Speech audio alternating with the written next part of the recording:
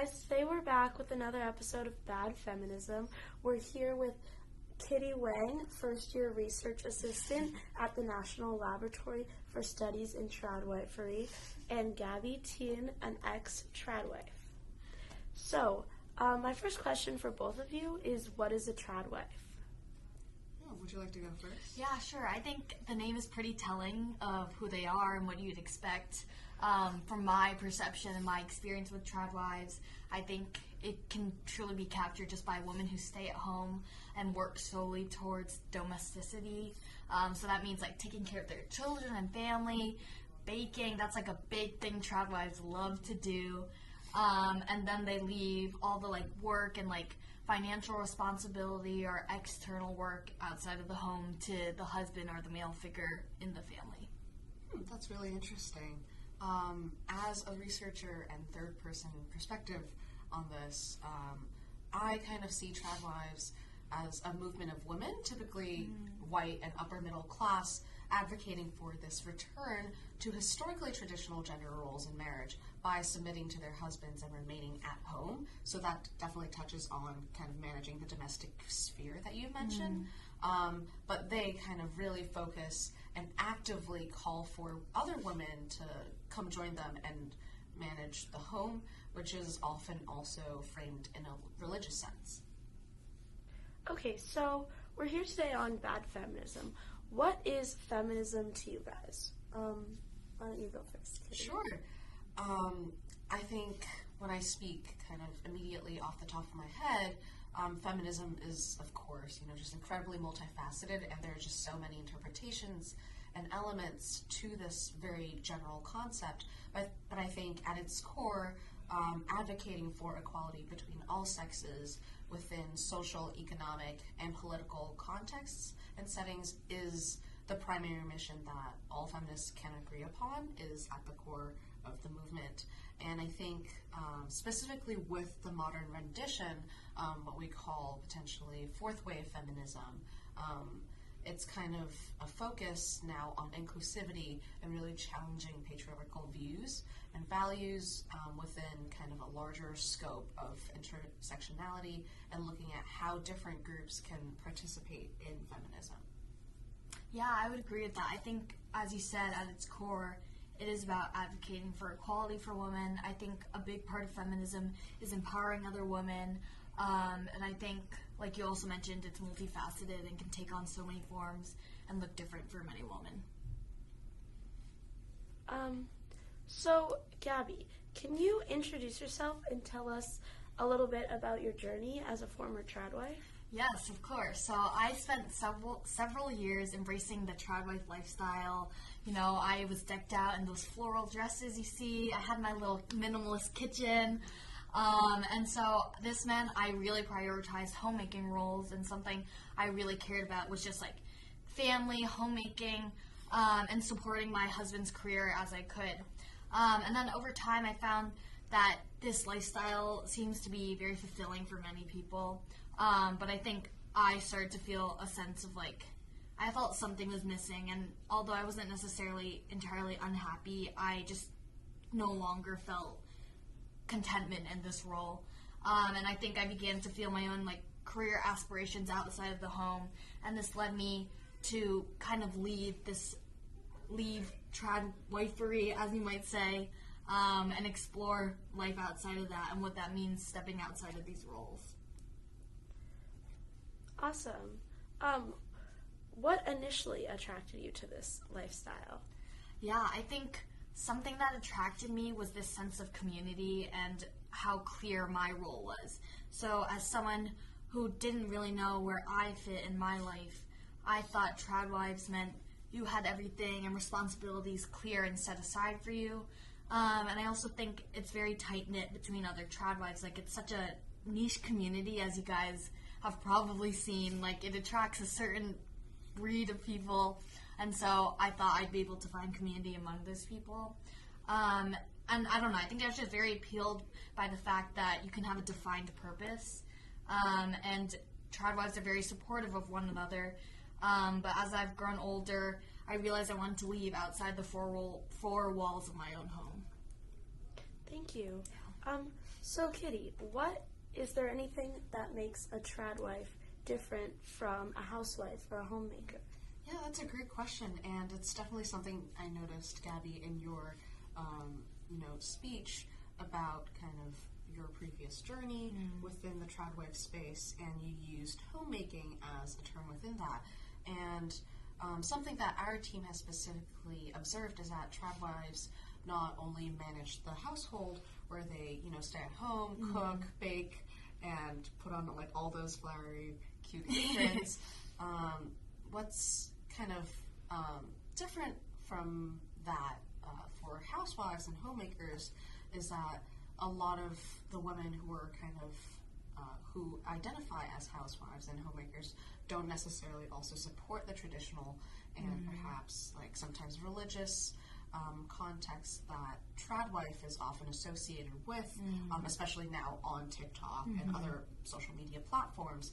Whereas tradwives specifically, they not only live out that lifestyle, but we found that many of them, especially the creators who are prominent on TikTok, kind of champion these ideas of traditional gendered roles.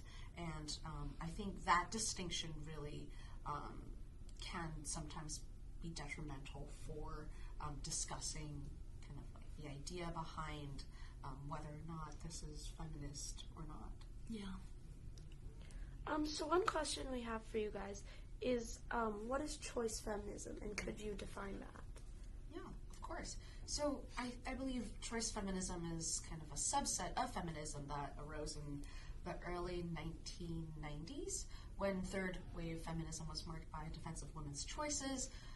And this is regardless of whether they may initially be deemed as like not made in their best interest. And under this specific philosophy, a woman's choice is feminist not because of what she believes in, but rather because it holds intrinsic value, since any choice that fulfills a woman's need or desire is inherently feminist. And this philosophy essentially shifts the focus from the decision that has been made by a woman to the decision the woman, the decision maker, the woman herself. So how is this idea used in these spaces, or have you defined that? Of course. So specifically within the hashtag tradwife space on TikTok, creators such as SDC Williams, who's truly the face of the tradwife movement online, have cited this idea to substantiate their advocacy as they kind of bring on this idea that they feel a sense of peace and fulfillment through adopting the tradwife lifestyle, and because feminists can generally agree that we should all have the choice to choose the path that we wish to live out, that tradwifery essentially is just another path that people can go on, and others should respect that both within and out of the space. And I think we can show a few clips of the TikToks that she puts on to give some context as to what this exactly looks like online. Kisses in the morning leave me dreaming the whole day through, searching for my 1950s woman, searching for my calendar girl that I can come home to, searching for my 1950s woman. Kisses in the morning leave me dreaming the whole day through.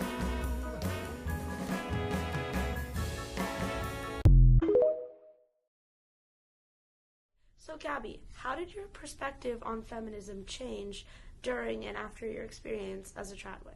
Yeah, I think that's a very interesting question. I think when you think of tradwives immediately off the bat, you think anti-feminist, and I can see why. I think as a tradwife, I adhered to this lifestyle that seemed very submissive and very much boxed into this traditional female role, and what that looked like countered what maybe first and second wave feminists fought for in terms of suffrage and bolstering equality. And so I think that was something that was hard to reconcile because it almost seems like a juxtaposition.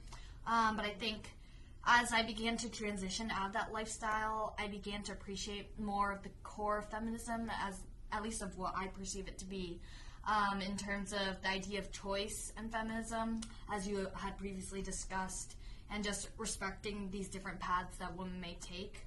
I think feminism now, to me, means supporting each other and supporting other women to choose their path, whether it is in the workforce or at home, or if it's a blend of both. I think truly it may come down to empowerment and having the agency to make these choices. And I think agency and autonomy is truly what feminism also stands for, in terms of making sure women have control over what they are choosing for themselves. So, Kitty, based on your research, does choice feminism justify the popularization of this trend? Yeah, so that's a great question. I think there's so much discourse and contention around this topic. While I believe that Tradwives' decision to remain at home and dedicate their time to an exclusively domestic lifestyle should be respected as a choice that women are making, I feel that specifically their advocacy and their active calling for other women to join the movement through their content put out on TikTok or other short-form social media platforms can be detrimental, because it's glorifying and amplifying only a small part of what the Tradwife lifestyle truly is. And I think, first and foremost, in terms of tackling the regressive values in the traditional gendered roles that they seem to champion in a lot of their videos, Williams is a huge example of this. I think partially also because their content is placed on a short-form video platform. It's only around like a minute or even 30 seconds of content that they're putting out into the world. And within these contexts, I think their focus is to truly capture the attention of the viewer. And what that does a lot of the times is generates this very romanticized perception of what the Tradwife lifestyle and the Tradwifery means for a woman. And yes, it does show, frolicking in the fields and cooking up like a really cute meal, all decked out. It doesn't show perhaps some of the financial dependence that these women as Tradwives have had to kind of relinquish power to, and some of the unsavory aspects such as power dynamics. And because the man kind of under this very traditional structure of a nuclear household, they get the final say. So we can see there's some criticism that Tradwives perpetrate regressive gender roles. What's your take on this? Yeah, so I think going off your point, I think I was guilty myself of consuming this short-form media that really romanticized this Tradwife lifestyle. This frolicking in the field, this idyllic, baking in your little kitchen. And I think also, to a certain extent, it can be harmful. So I think this has created a really complex dynamic within the Tradwife community. And I think while it can be super fulfilling for some women, it does cause, it does perpetuate these stereotypes that feminists may have worked so hard to fight against. Because in a lot of ways it does reduce women's agency and their roles in general. So I think in my case and my experience as a Tradwife, I did sometimes feel confined to these certain expectations. But I think it's also important to recognize that for some women, this truly is the lifestyle that they are choosing that feels most satisfying and genuine for them. I think, like you said before too, it's deeply entwined with cultural and religious upbringing, and so I think the key is ensuring that we make this choice freely and that you are aware of other opportunities when making this choice. So I think when taking account something or determining if something's feminist or anti-feminist, I think context is always important, and approaching things with empathy, just to have a better understanding why they may choose this lifestyle, leave this lifestyle as I did. But yeah, I think it's a nuanced argument, and there are definitely potentially risky parts of this online. But at the end of the day, it may come down to that's what's best for the woman in their opinion. Yeah, and since you touched on kind of the topic of being informed in terms of making these decisions, specifically kind of choosing to become a Tradwife, what we found in our research is really interesting that because only portions of their lifestyles have been portrayed and depicted online, a lot of the young girls who are consuming this media are not getting a full scope of what this philosophy and this principle truly entails. And I think that is one of our largest concerns in terms of like holding creators accountable, especially Tradwife content creators who are putting this information out, whether they're giving kind of an accurate depiction of what people could expect when they do choose this path ultimately. Yeah. Well, Gabby, what advice would you give to someone considering the Tradwife lifestyle? Yeah, so I think you mentioned that these young women who are on like TikTok and Instagram consuming this media, it's definitely an informed decision you have to make, and I think you have to take the time to truly understand yourself and your values and what that will look like for you. So when you're considering this Tradwife lifestyle, don't consider it as just like a cultural or romantic ideal, but be practical about it. Like, what will this look like day to day for you? Ask yourself, what will you be gaining? What will you be giving up? And are you okay with those things? And is that what you desire and what you want for your life? Just make sure that's a choice that aligns with your own beliefs and your long-term goals for yourself. And I just say, like, stay open to evolving, and what works for you right now might change as you grow and learn more about yourself. And I think, yeah, Tradwife, it worked for me a while ago, and now it doesn't, but it's just something you learn as you go and see more about your values and about yourself. Yeah, thank you. One question I have for both of you is, how do you both see the future of feminism interacting with concepts like the Tradwife movement? Yeah, I can start. I think feminism in general is just constantly evolving, and its interaction with things like Tradwifery is just a testament to its inclusive and pluralistic nature, which I think has been, more tied to the fourth wave feminism, which you mentioned before. So I think the future of feminism will champion the idea of choice and respect for all paths. And then by encouraging dialogue and understanding about this, feminism can integrate more diverse perspectives, including those of Tradwives, in some ways, in a way that supports autonomy and empowerment for every woman, regardless of the lifestyle she chooses. And I think while we may disagree with these things, it's just something to take account for. Always just like context and understanding. Yeah, I definitely echo a lot of what you're saying. And to add on top of that, I think, especially with an ever-increasing digitalization, especially within the Tradwife and feminist movement at large, I think it will become even more important that we hold each other accountable in terms of what we define as feminism and how we kind of go about conveying our ideas within and also outside of the space.